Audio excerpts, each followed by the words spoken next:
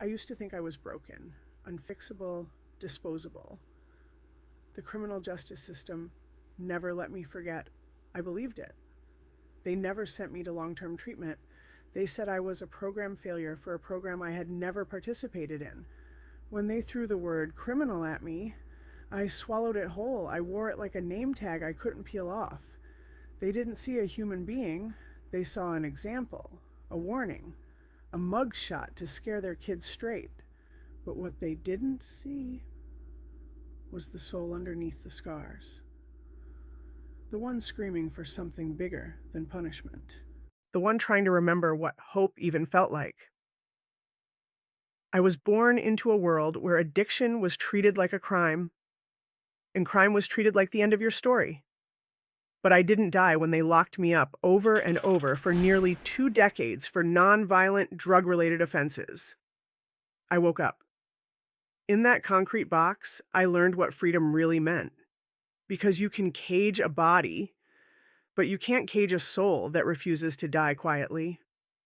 I found myself in the echo of those steel doors slamming shut, in the silence between court dates and day-long transports to those court dates, in the nights when I stared at the ceiling, asking God why he left me, breathing when so many didn't make it.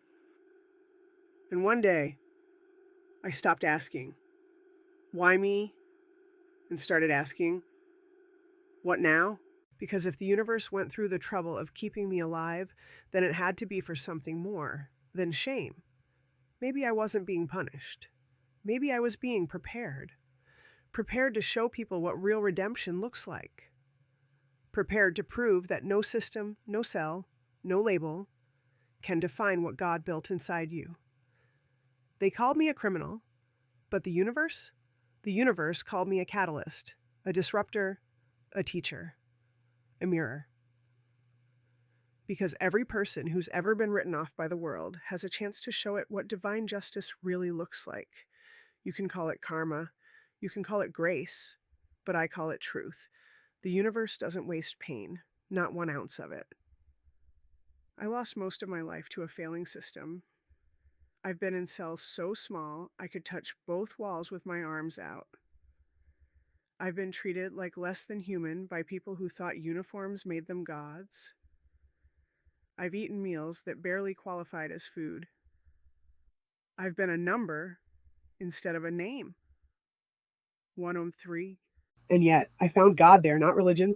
God, not in a church, not in a preacher, but in the quiet, in the filth, in the forgotten corners of humanity, where nobody expects light to live. That's where I realized something nobody told me.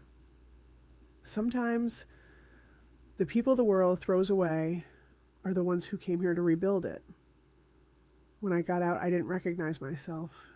The old me had died in that place. But something else was born. Someone fierce, someone awake, someone unstoppable. I built a life that the world said I could never have. I became a mother, a homeowner, a coach, a healer. I turned my scars into sermons, my shame into strategy, my prison into purpose. And now when I speak, I don't speak to impress anyone. I speak to reach the ones still stuck in cages, whether they're made of bars, needles, trauma, or guilt. Because prison isn't always a building. Sometimes it's the belief that you'll never be anything more than your past. But I'm living proof that the universe can take everything meant to destroy you and make it the reason you rise. They called me a criminal, and I wore that word until I realized it was never mine to carry. Because the universe never saw a criminal. It saw a creator. A system can label you. A judge can sentence you. But only you decide who you become when the door finally opens. And when mine opened for the last time, I walked out with my head high and my soul on fire. Not only to prove them all wrong, but to prove what's possible.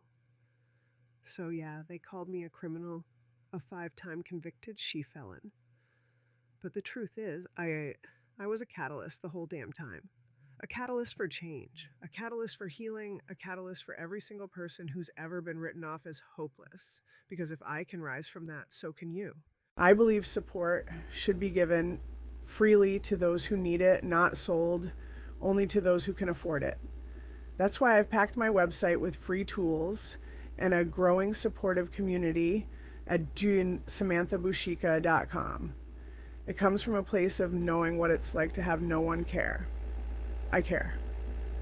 Please take what you need, and you can always feel free to like, share, comment, and subscribe to support my mission. You know it truly makes a difference. Until next time, keep breathing, keep believing, and keep becoming.